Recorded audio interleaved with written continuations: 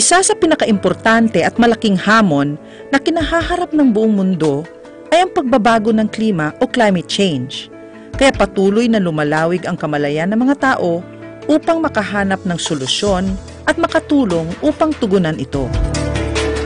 Kaya naman dumarami na ang nagsusulong ng mga environmentally friendly practices na itinuturing din na climate friendly.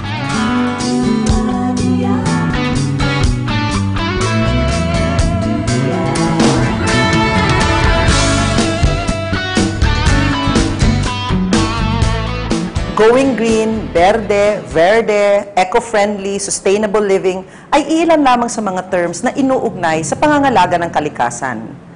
Ano nga ba ibig sabihin ng mga ito? At paano sila nagiging tugon sa hamon na nagbabagong klima? Yan ang ating aalamin sa panibagong season ng Klima ng Pagbabago. Ako po si Atty. Lucille Siring, isang climate change advocate. Inaanyayahan ko pong samahan ninyo kami sa pagtalakay sa nababagong usapin ng climate change.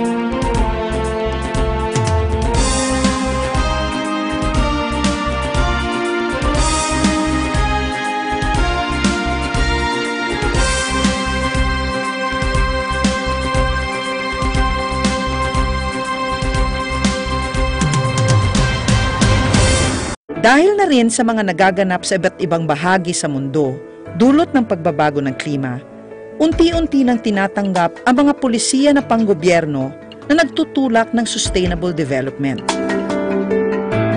Kasunod nito ang mga benepisyo para sa mga pribadong sektor na nagtutulak na rin ng mga produkto na alinsunod sa environmental standards. Unti-unti nang dumarami ang mga consumers na tumatangkilik ng mga green products, kaya hindi maiwasan na meron din namang nagsasamantala. Tulad ng mga greenwashers o greenwashing, isang marketing strategy ng mga produkto kung saan nagkukunwari na green ang kanilang produkto pero hindi naman pala. Kaya inulunsad sa Pilipinas ang eco-labeling upang ma-maintain ang quality and standards ng mga produkto at serbisyo na tunay na sumusunod sa green concepts. Hi, Rene. Thank you for having us here in your office. It's my pleasure. It's an opportunity for us to show how our company is contributing to the green construction industry. Naiintindihan lang ng ordinaryong Pilipino is semento. Okay.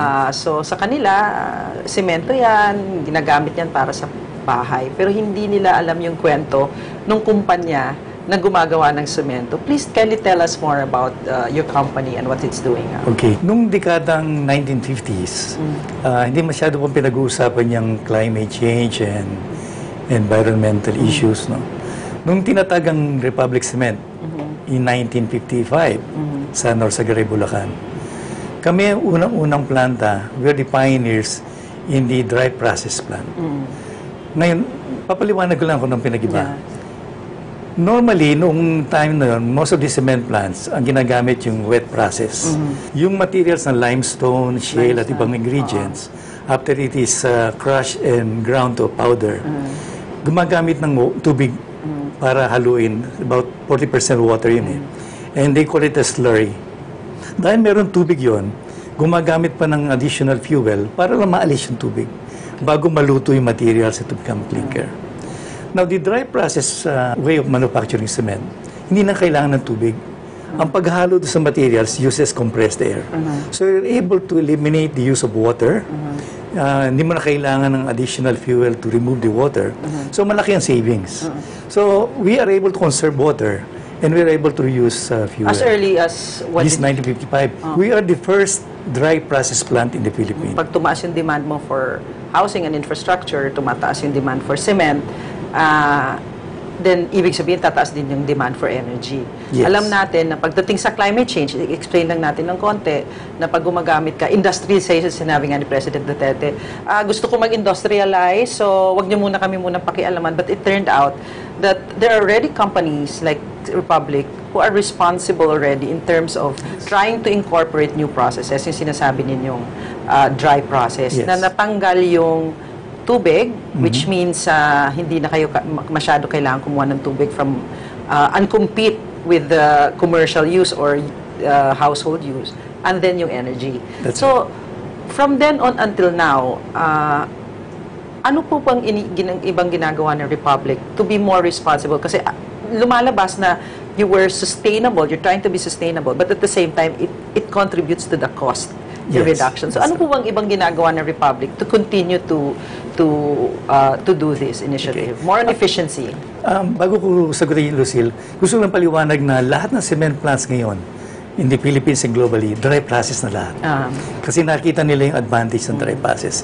But to answer your question, bukod doon sa dry process, nung mag-expand ang planta namin in 1997, naging 1 million tons na kami. Kami una din gumamit ng horizontal roller mill. It's a, tawag namin horror mill. It reduces wear at 30% less consumption ng power. Kaya yun, kami rin ang unang pioneer na gumamit ng horror mill. Dahil sa kabutihan ng mill na yon, last year and 2 years ago, yung bagong version ng horror mill, naglagay din kami sa planta namin sa Teresa at sa Norsagaray. Mabanggit ko lamang na dito sa Luzon, 4 ng planta namin. Kasi meron kaming 4 na advocacies.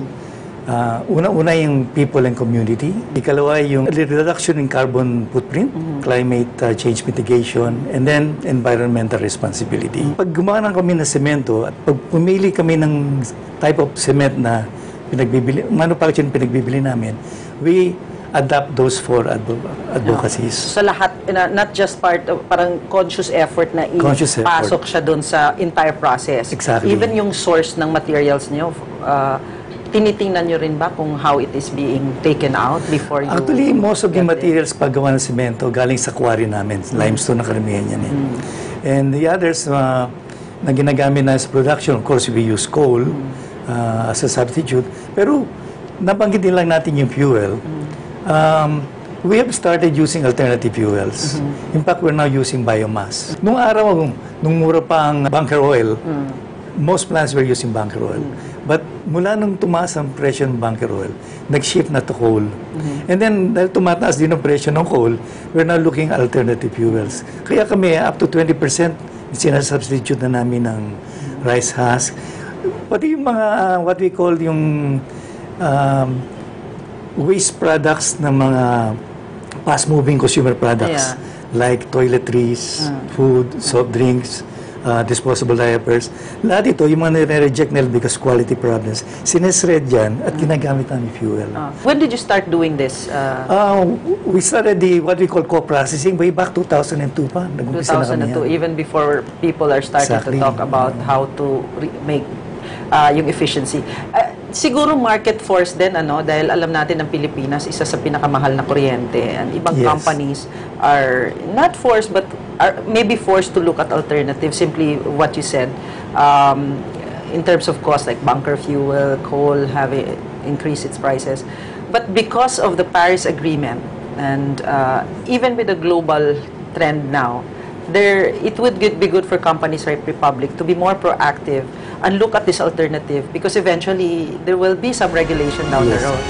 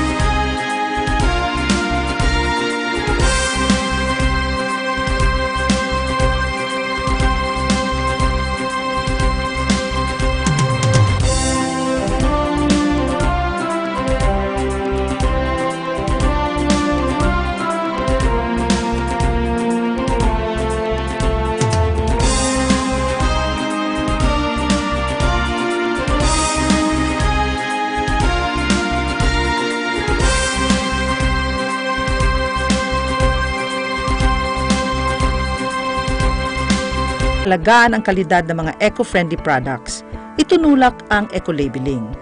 Ang eco-labeling ng mga produkto ay nagsisilbing gabay sa mga namimili na ang kanilang binibili ay tunay na sumusunod sa mga practices na nakakatulong sa kalikasan. We're talking about eco-labeling, and I understand that your company have applied for an eco-labeling. Yes, we applied for eco-labeling in 3 of our plants. Because we also produce green products. Let me explain first. Right now, ang main product namin is what we call Republic Portland Plus. Kami lamang sa Pilipinas ang gumagamit ng fly ash. Fly ash is a byproduct ng mga power plants using coal. So, normally, yung fly ash na yan, they have to put up a water pond para dun itambak yung fly ash. Pero because we are now what we call the total fly ash management, kinukuha namin sa kanila yung fly ash, tinahalo namin sa semento. It makes our cement, blended cement, more durable. Yung fly ash is not only are we able to contribute to protecting the environment by removing it from water pond, we're able to use it in our product. So in a way, it's a reuse. It's a reuse. Reuse. So yun yung po ang in-apply ninyo on eco-label. Yes, one of that. And then we have also what we call the kapitbalay.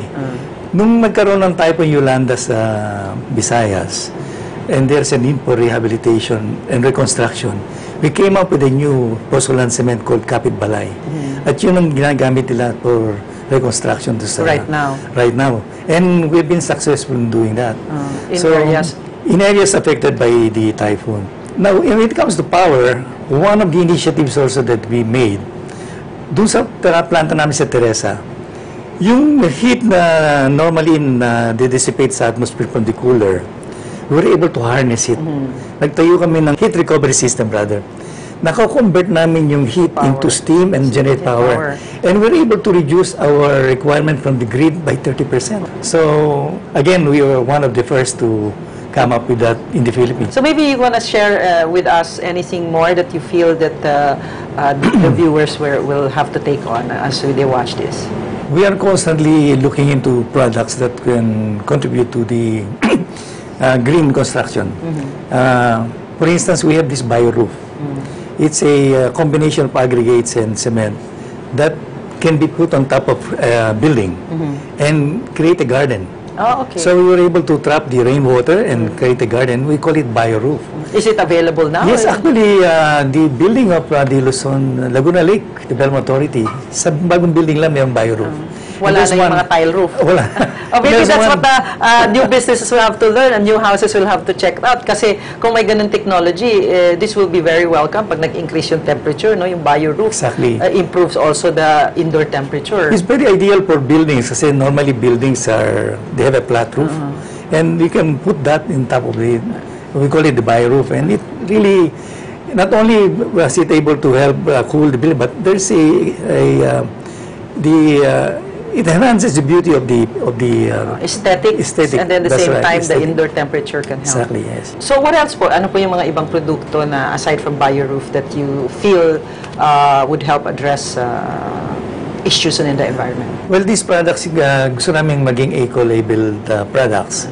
Kasi sa tingin namin, those buildings that want to be certified under either LEED or Verde, they need products that are certified or can qualify. That's right. So we want to contribute to that. Kaya yung mga products na pinaproduce namin, gaya ng bio-roof, yung Portland Blast, all this because the process reduces carbon footprint. They are certified and qualified. So we are able to make the consumers aware na there are this kind of products that they can use. So, sir, I think pretty much it. I know this is not the first time that we're going to visit you here. You're most welcome. And we hope to have your continued support. And we're very, very happy. And it's nice to meet you po. My pleasure. Thank you. Thank you very much, too.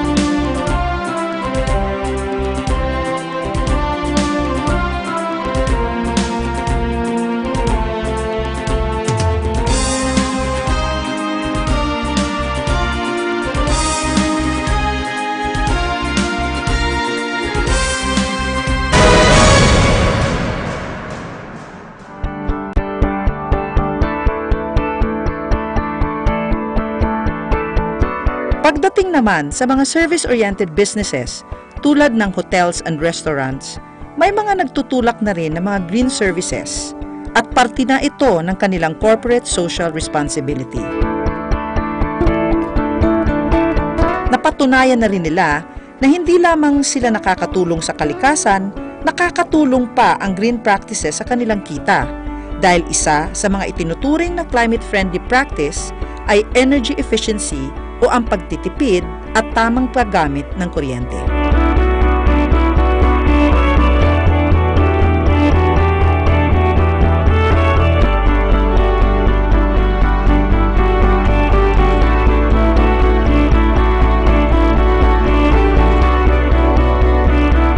What can you say about the owners and the founders of this hotel? Well, the owners, ang masasabi ko lang is innate na sa kanila yung pagiging environmentalist.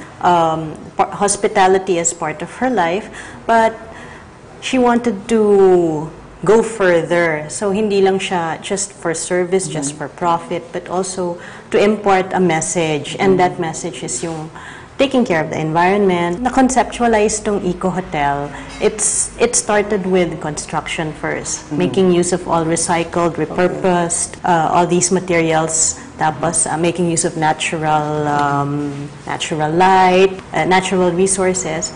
And then, later on, nag-evolve na siya into just green practices that went all the way down to the staff. Yeah, and even in the head office and even in the properties that were developed thereafter. Alam natin na ang Pilipinas ay isa sa mga vulnerable sa climate change. Pero pinag-uusapan natin sa programa na ang tugon ng pagbabago or addressing climate change is really in the individual. Pagdating dito sa Eco Hotel, you mentioned yung infrastructure. Anong conscious effort ang ginawa ninyo para masabi nyo na talagang pwede nyong tatakan ng Eco Hotel? Nag-research kami on how we can go green further, like apart from yung just making use of natural sunlight and saving So nag-umpisa ka muna kayo rainwater. sa design. And then from the design, kung ano yung ilalagay nyo sa building. Yes, yes. At you realize na medyo mahal, obviously kasi 'di ba, supply and demand. Kung konti pa yung demand, di konti yung supply, so Yes, the higher the cost. Pero nonetheless, you went with it. You felt that it is a marketing strategy that will work or might work. Did you see in that plan na along the way, despite yung cost niya na mas mahal sa umpisa, still the bottom line of the business kikita pa rin? Yes, because it's one of a kind Like other hotels na or other establishments that pretend to be green, I can honestly say na every practice that we have our staff embark on is actually more researched. Parang pinag-aralan talaga namin na hindi siya makaka-harm ng environment. Example, let's look at the walls. You know, I noticed bricks here. Saan galing siya? Homemade bricks siya, bale. Our supplier is also eco-friendly. Tinuruan kaming gumawa ng mga bricks on-site. On-site. Para wala ng mga transportation, less carbon footprint. So dito na lang lahat yung mga block saver, dito na lang lahat namin ginawa. Yung mold niya, supposedly para hindi na siya, how do you say, magaspang. Para hindi na kailanganin ng palitada or ng plastering. And so pag brick over each brick, smooth pa rin siya. So you're saying kung ordinary building, gagawa ka ng, magmimix ka ng semento, tapos may iba lalasunin pa, o tinatawag nila lason, gagamit ng chemical, tapos gagamit ka ng ilang layers ng paint. Dito, in a way, nakatipid kayo sa pintura, kasi hindi nyo na kailangan palitadahan pa. So yun yung part nung, kasi ang concept ng green, is yung less yung gamit mo nun in your building. On top of the design and use of materials, napansin natin na gumagamit kayo tulad nito no nasa likod natin, mga crates. Pero may disenyo siya. Ano ba yun? Kinuha nyo na lang to ng libre or pinamigay lang? May mga sa Pierre and dyan sa on the way to Tagaytay, may mga tindahan dyan na nagdi-dispose na ng mga paleta. Pero murang-mura na lang siya. So, at ginawa nyo siyang table. Per kilo na lang. Naging part siya ng design, nakatipid pa kayo dun sa interior. Tapos tulad dito, nakikita natin na gawa siya sa recycled paper. Yan, sa mga scratch paper. May mga lumapit sa amin, may mga nakita kaming mga disenyo nila na maganda naman, bagay sa hotel, tapos green siya dahil hindi siya nag-aaksaya ng resources. So, how do you say, we supported them. We supported their cause. So, medyo dinadissect ko lang para rin maintindihan ng mga nanonood sa atin. Yung water consumption nyo, anong gamit ninyo? We have a solar water heater sa second floor, and then the normal heater na sa ground floor. Sa ground floor. Kasi hindi kaya ng solar. Hindi kaya ng solar. So may mga heater. limitations pa rin talaga. Isa yan sa mga nagiging dahilan kung bakit yung iba na medyo na nagdadalawang isip, no? Kasi talaga una, price. Pero nonetheless, you did everything you wanted to do to make it really as efficient as much as possible. The lighting, as I noticed, you use old wine bottles as part of your design ng ilaw, and you consider yourself a boutique hotel.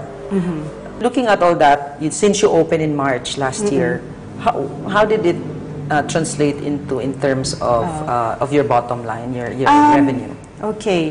Tagaytay is a weekend market all year round. Let's just say weekends would be the peak, and then weekdays would be the lean.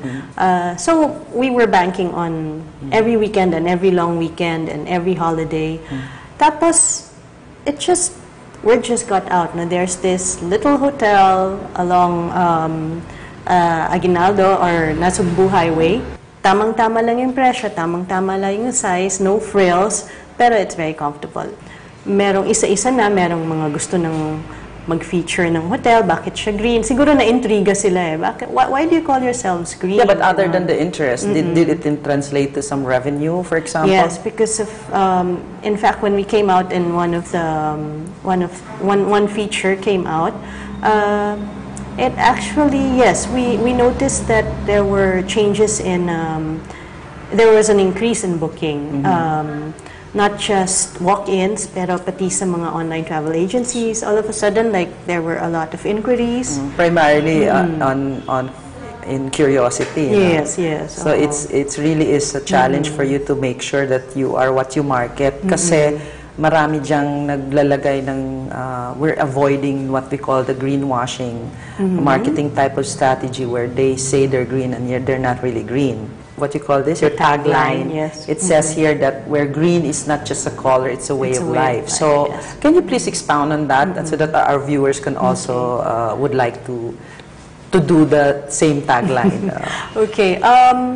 Apart from imparting the green way of life sa mga staff naman, which is in admin, would be going paperless, making sure that collected rubbish will be stored and then made use, repurposed for another project or even for the premises. Yung mga guests namin the guests are being reminded of like eco ways to save the planet. And that's, let's say, the mere act of switching or closing the tap, turning off the lights, turning off the aircon when you're not using them, turning off the television, and not leaving the water running while you're lathering or while you're brushing your teeth. These are like simple reminders that unfortunately a lot of people forget. Going green is just, it's not new actually. It's like going back to your roots. Pag pumunta ka sa probinsya, ang bahay kubo is a perfect example of a greenhouse. Nasa baba yung mga manok. Kasi actually, ventilation din siya pataas dun sa bahay kubo. And even the bahay kubo, the nipa, ang intention niya is really to repel the heat.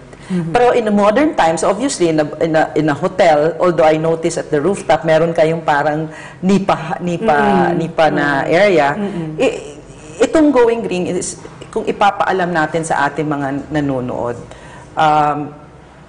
you might say it's unique because we're starting to forget that it's actually what we are already as a people. And establishment such as yours and those who are willing to go green is really just a matter of going back to our roots.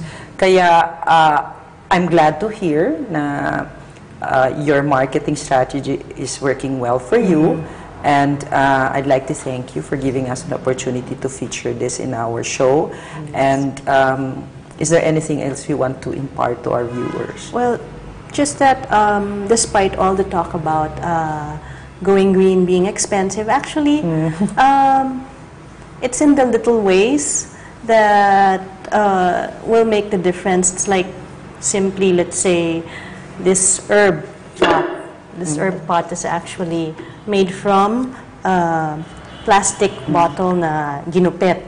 Tapos binutasan na lang sa ilalim, so it's not going to It's really about imagination. Yes, it's a little creativity, a little love for the environment. Ang tendency kasi natin, pag marami na tayong pera, pag nagtipid ka, kuripot ka, pero actually hindi. You're now putting another reason why you have to do this because with the advent of climate change, sabi sa climate change, dahil sa mga activities ng tao na medyo abuso na.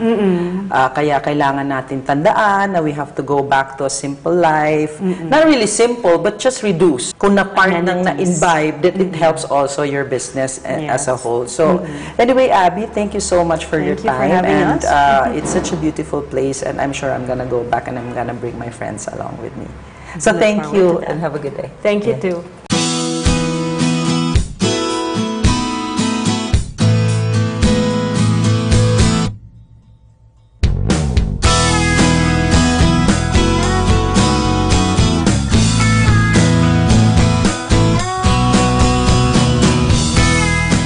Here now at Lime and Basil here in Tagaytay, and with us is Miss Sigrid and Mars. So today, what do you call it? Demo or kung paano? Ano bang gagawin natin today, Mar? Gagawa po tayo ng lime and basil salad. And ito yung mga ingredients. So, Miss Sigrid, alin dito yung grown here in the garden? Okay. So, yung mga basil and pakchi parang, yun yung galing sa garden. And then yung eggs, lettuce namin, galing siya sa local market. Dito rin around Dito lang around Tagaytay. Sige, umpisa na natin kasi parang excited na ako makita. Please, Mar, show us ano bang ingredients at paano siya gawin. Kaya ba namin gawin to sa bahay? ay, opo. Okay, Madali sige. lang po gawin. Okay. Una po, lagyan po natin ng lettuce.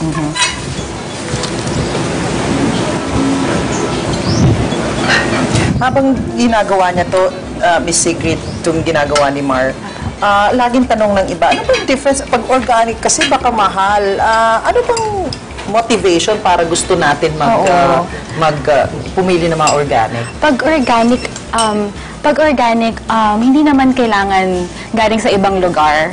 Pag organic, kahit yung galing sa sarili nating bakuran, or kung hindi naman tayo makapagtanim sa ating sariling bakuran, pwede naman siya manggaling sa local market natin. So, kanina yung ginawa ni Mar, nag-start siya sa lettuce, tapos anong sinunod ni Mar? Yung peanuts, and then pachiparang. Pachiparang ito. Ito po yung pachiparang, para pakita lang natin sa kanila. Tapos, ito po yung fried shallot. Shallot. Parang ang sarap. Tapos, anong next na? Basil po. Basil fresh, ito. Then after that, haluan lang natin. Ano pong sauce ito? Tamarind sauce. And that's very unique for Thai Yes, for Thai recipes. cooking. Apo.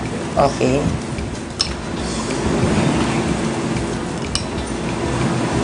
Okay.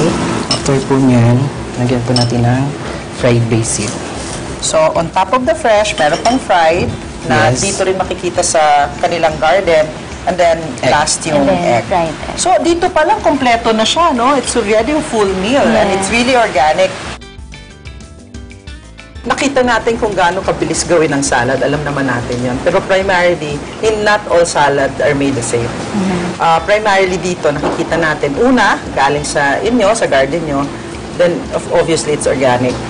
Ano sa tingin nyo yung malaking advantage ng using organic or dito lang, other than the cost, for example? Mas mura ba siya kung dito lang tinanim? Or at the same time, yung pagiging organic niya, part ba yun ng marketing strategy ninyo? I think yung sa cost naman, I think mas mura siya. And then, kasi yung mga tao ngayon, mas smart na sila eh. I think they are more aware kung ano yung maganda sa kanila, kung ano yung pangit sa kanila. So, at saka pinili naming organic kasi yan yung malapit sa atin eh. I mean, pagpupunta ka ng market, pagpupunta ka ng local market, yan yung makikita natin. So, and especially here in Tagaytay, we are very lucky kasi marami ditong So yung weather also plays a important Oo, yung weather, especially kasi maganda yung soil dito and yung weather. Ilang percentage ng ingredients ninyo ang nanggagaling sa garden ninyo? As of now, kasi dahil din sa weather, siguro mga 40%. Hindi na masama. From here, nang hindi mo na kailangan i-travel at kontrolado mo. Para lang sa mga nanonood, isa sa mga rason kaya gusto na hinahanap na rin natin yung organic, dahil marami na mga studies na nagsasabi na yung fertilizers are not good for our health.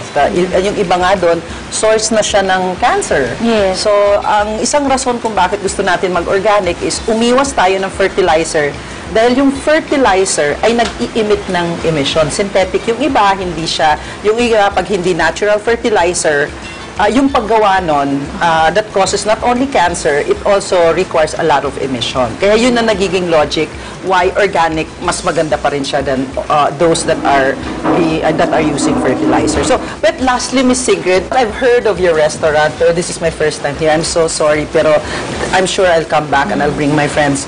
Just give us your address. Alam ko, it's Lagpas, tinandaan ko na, Lagpas ng Residence Inn Zoo. Pero anong exact address niya? We are located at 9014 J. Rizal Street, Barangay Sicat, Alfonso, Cavite. Good. So, I'm excited. Are we gonna taste more of our... You know, it's one of my favorite dish. Thai. So, sige, thank you so much, Thank you Miss so Sigrid. much. And Mark, thank you. At let's go.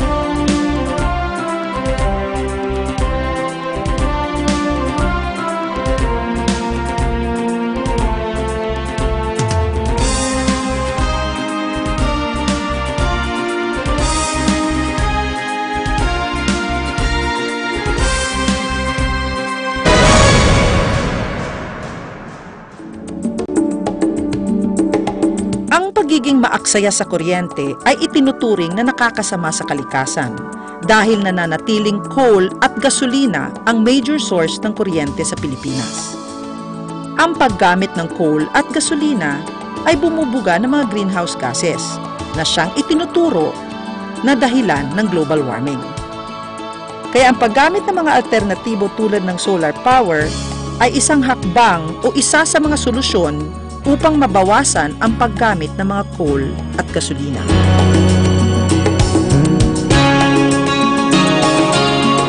Emma, since we launched it in January 2015 last year, pwede mo kaming kwentuhan since the launching at kung ano na ang narating ng Via Verde or overall ang solar-powered homes ng Imperial Homes.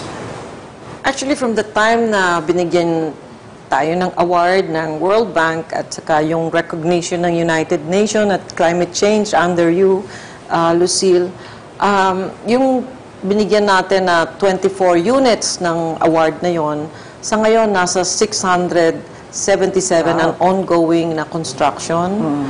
And meron na kaming mga na-turnover ng mga buyers na na-take out na ng Pag-ibig. And from them, parang hindi na rin, hindi na huminto yung recognition ng kumpanya. Just this year, medyo talagang I was so overwhelmed with the recognition that was given by Financial Times and IFC in London.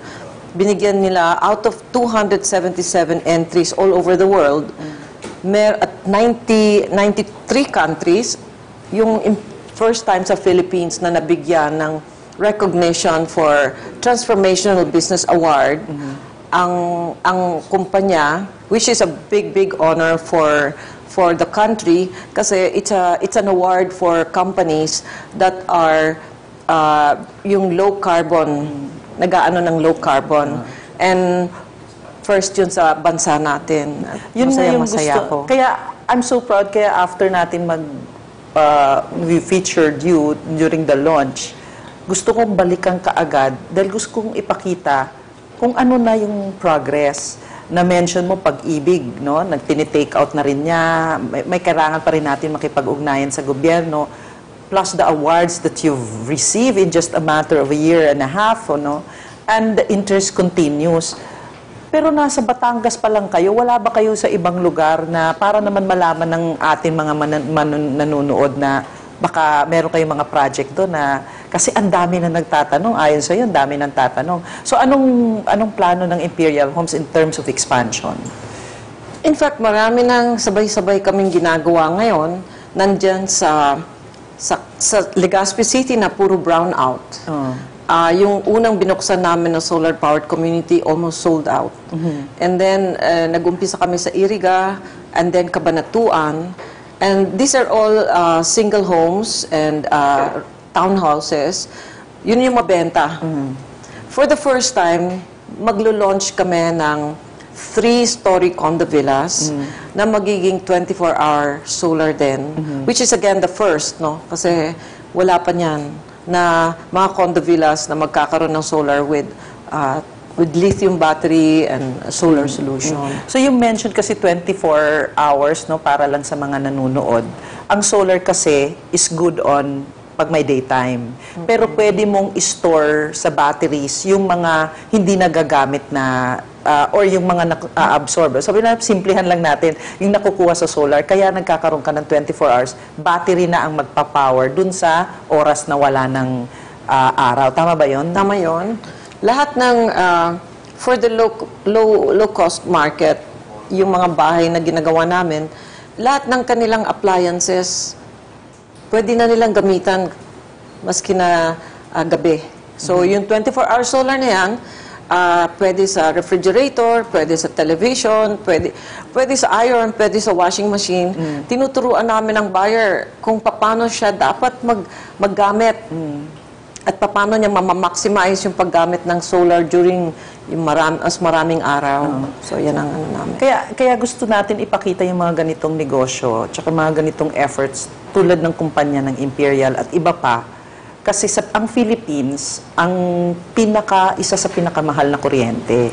So, kung ano mang maititipid ng bawat bahay, ay napakalaking halaga na yun sa ordinaryong Pilipino. Pero overall, alam natin na pumasok ka dito, tinitingnan mo pa rin yung bottom line, no? Na bawat negosyo kailangan kumita. Pero ano pang nakikita mong naging advantage para sa kumpanya mo as a whole, nung nag-umpisa ka na talagang itulak ang solar-powered home sa Pilipinas? Being the first, congratulations. So, From 2013, wala kaming solar. Sa ngayon, 2016, ang sales namin tumaas ng 300 times. Kaya sinasabi namin sa mga ibang developer, alam mo, meron dito talagang pangangailangan at saka kikita sila, hindi masama, nakakatulong pa. Kasi yung mga buyers ngayon, ang dami sa aming inquiries na nagagalit pa nga yung mga buyers kasi bakit kayo wala sa Bulacan? Bakit wala kayo sa Antipolo? Bakit wala kayo dito? Ganyan. Sa amin pa nagagalit. So, minsan, ang inquiry namin umaabot ng 700 a day. Bawat araw. And so, parang nagmamadali kami na sana meron kami dito, meron kami dyan. And sometimes, yung mga developers, sinasabihan na namin, wala kami sa Bulacan, bakit hindi kayo maglagay? So, yun, parang ini-encourage namin sila para naman yung aming dream. Personally, ang dream ko is that the Philippines will be the solar capital of Asia in mass housing, sa mga low-cost housing and mass housing.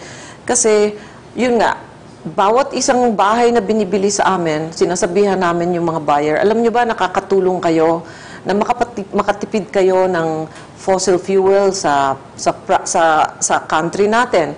Bawat isang bahay nakakatulong sila magtipid para sa bansa ng 44,000 a year. Ngayon, nakakatulong naman sila makatanggal ng carbon dioxide emission ng 1,200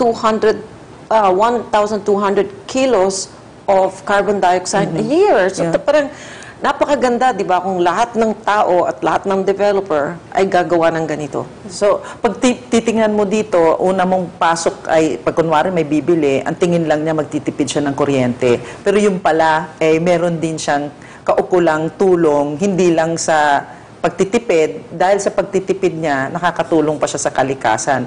Kaya siguro, isa yan din ang dahilan kung bakit nag-jump yung sales mo to 300%. That's very impressive. So, how do you think you would see Imperial, na-mention mo, challenge pa rin sa mga developers, no? Hindi sila ganun kabilis. May proof of concept ka na, meron pa rin silang pag-aalinlangan. Ano kaya sa tingin mo ang dahilan? Bakit ang tagal? Di kayo nag-uumpisa din sa puso yun, Emma? Siyempre, sa babae, malakas yung sa puso, di ba? So, siguro yun. Yung sa akin is really from the heart, and I've been doing this from the beginning.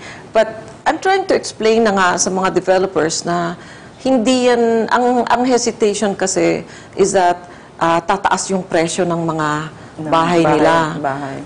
Hindi naman ganon kasi ang solar na idadagdag nila sa bahay nila, iwala yon. Yung solar na yon para sa kuryente. So, ang kuryente, buwan-buwan, nagkakaroon ng kuryente talaga na bill yung buyer. So, every month, ang low cost na ginagawa namin, ang usual bill niyan is nasa 2,000 to 2,500 a month. Pag naglagay sila ng solar solutions namin, ang binabayaran na lang nila through Pag-ibig is 1,000. So, ang tipid ng buyer is mga 1,000 to 1,500 a month. Sa kuryente, tapos 20 years pa, yung 15 to 20? 25 to 30 years. So, para silang nakabili ulit ng isang bahay sa pagtipid nila sa kuryente lang. Kaya nga sabi ko nga, siguro, dapat din natin patuloy pa rin tayong makipagtulungan hindi sa iyo at sa iba pa. Para lang kasi awareness siguro ang isa sa kulang sa atin dito. So, hindi masikat ka na siguro kung sa karamihan na kilala ko pagdating sa green dahil ikaw mismo, you're walking the talk. So, any other messages you wanna leave our viewers para naman sila na mismo ang hihingi sa mga developers para malaman ng developers na may demand talaga for solar power system? Yung mga buyers na-experience namin ngayon, kung meron kayong mga lugar na gusto ninyo na wala kami, kasi kami lang ngayon ang gumagawa nito, hingin ninyo sa mga developer. Kasi yung sinasabi natin, yung demand, yan na nag-create talaga ng supply. So kung maraming magdi-demand, supply will come. So, tell that to the developers that you want to save also. Kasi nangyayari na dito sa subdivision namin. Bakit hindi pwede mangyari sa Cagayan de Oro, sa Mindanao, na wala namang kuryente? Ay, by the way, yung mga buyer namin na nasa Bicol, na laging may brownout, ngayon wala na silang brownout. Magandang-maganda na mga buyers maging aware na pwede na pala. So, i-demand ninyo. Hopefully, ang Imperial makakapunta sa iba-ibang lugar na yan. Pero siyempre, mas maganda kung lahat ng mga developer magsasama-sama para naman yung ating goal na maging Tsaka bumaba din. Pag madaming demand, dadami yung supply, mas bababa pa ang presyo ng system. Kaya siguro iyan. Pababa naman yung presyo ng solar ngayon eh. Pati yung battery, bababa rin yan. So, Emma, siguro nasabi na natin lahat at alam ko patuloy pa itong pag-uusap natin dahil hindi ito ang una't huli na ang Imperial Homes ay mamamayagpag lalo na sa area ng solar-powered homes. But this is also a perfect example that I will leave to the viewers that when you do systems like this, kaysa naman nagre-reklamo ka sa gobyerno, bakit may brownout, bakit si ganyan, walang kinabit, bakit naputol, ito ang perfect example na you bring the solution in your own hands.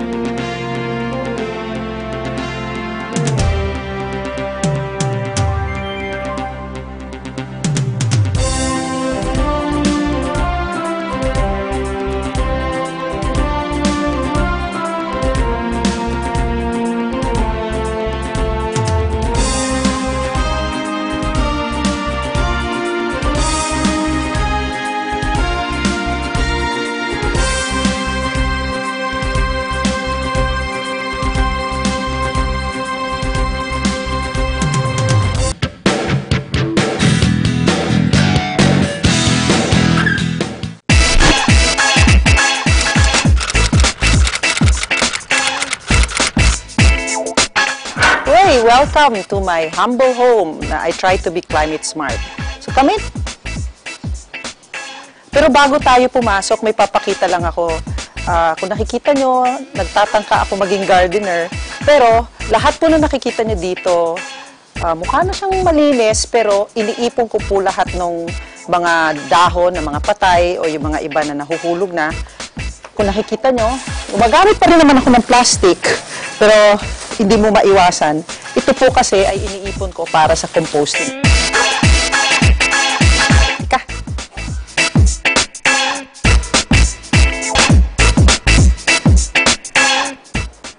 Yan ang aking bumbilya. Ang tinatawag dyan ay incandescent. Yan ang mga pinapalitan na natin, pero hindi siya talaga incandescent. Sa loob niyan ay may LED light. Design na lang po niya ang incandescent. Makakarating kayo dito, maganda yung temperatura kasi naka-on yung aircon ko. 24 lang ang kanyang temperature, puro malamig na siya. Bakit? Kasi very conscious ako sa pagpili ng aking mga appliances at saka ginagamit ko rin yung siyensya para talaga mag-improve yung aking indoor temperature. Ang aking bahay isang bungalow. So, pag isang bungalow ang bahay mo, lalo na sa summer, mainit siya dahil malapit ang kanyang bubong. Kaya talagang kailangan mo talagang gumawa ng paraan para talagang maganda ang temperature dito. So, ang ginawa ko, nag-research po ako, doon natin nakita isang science na ginawa ng UC Berkeley, na ginawa nila sa India, na ang ceiling fan pala ay mas effective magpa-reduce ng indoor temperature kaysa yung stand fan na nabibili natin ngayon sa ating mga tindahan. Ang ginagawa po natin ay bago ko i-on yung aircon, ay 10 minutes to 15 minutes ko ino-on yung ceiling fan kasi yung init ng temperatura na nakakonsentrate sa bubong ay mas spread out siya sa buong room. Kaya, pag in-on ko yung aircon, hindi na siya nahihirapan. Kung napapansin po ninyo sa inyong mga bahay, at kunwari mainit pa yung inyong kwarto, at bigla nyong i-on your aircon, mapapansin nyo yung aircon nyo parang hirap na hirap, dahil pinipilit niyang lamigin kaagad yung kwarto. Pero pag may ceiling fan po kayo, 10 to 15 minutes, nakakasiguro kayo na pag on nyo ng aircon, hindi siya hirap na hirap, doon mo mararamdaman ang savings. Kung napansin po ninyo, yung aking wall dito sa likod ay red, pero sa buong bahay po ay puti. Dahil ang karason ng bakit puti ang aking wall ay para tumulong na rin sa indoor temperature.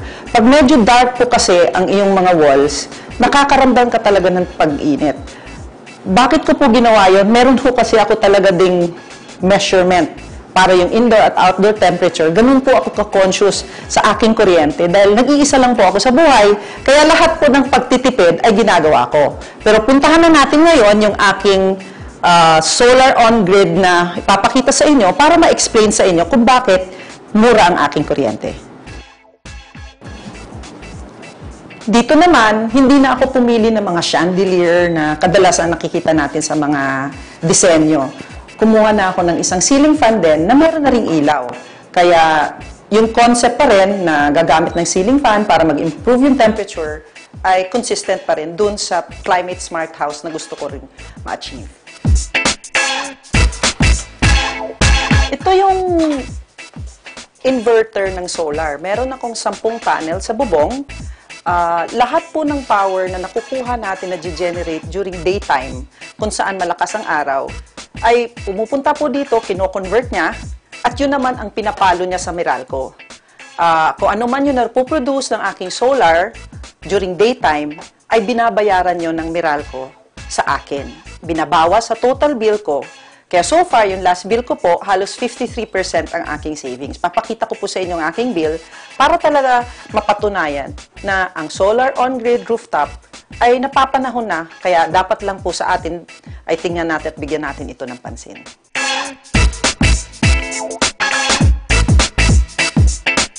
Ang kaibahan ng 24 hours ng solar ay kung meron kang battery. Pero ang system po na meron ako ay yung tinatawag nilang on-grid. Meaning, dahil sa batas ng Renewable Energy Act ng 2008, pinatupad na po yung tinatawag na net metering system kung saan ang bawat bahay o bawat establishment ay meron silang right na kung meron silang solar panel, ay i-apply po ito sa mga Meralco o yung local cooperative na tinatawag nila. Dito po, makikita natin na pag ikaw nag-apply ng net metering, bibigyan ka ng Meralco ng 2 metro. Dito sa baba, yung tinatawag nilang receive, yung mababasa dito, yung kilowatt per hour, yung nagagamit mo galing sa Meralco. At ito naman sa taas ay yung dinideliver mo sa Meralco na nag-generate ng solar panels na meron akong nakakabit sa bubong. Makikita mo dito na mas malaki ang konsumo na nare-receive ko dahil naka-on o halos lahat ng ilaw sa loob ng bahay at saka yung isang 2.5 horsepower na aircon ay nakabukas. Pero kung titingnan mo siya overall, meron po akong kopya dito ng bill ng Meralco, papakita ko sa inyo. Dito po, sa kaibahan ng ordinaryong electric bill, dito lang makikita sa bill na ito yung tinatawag na net metering export energy.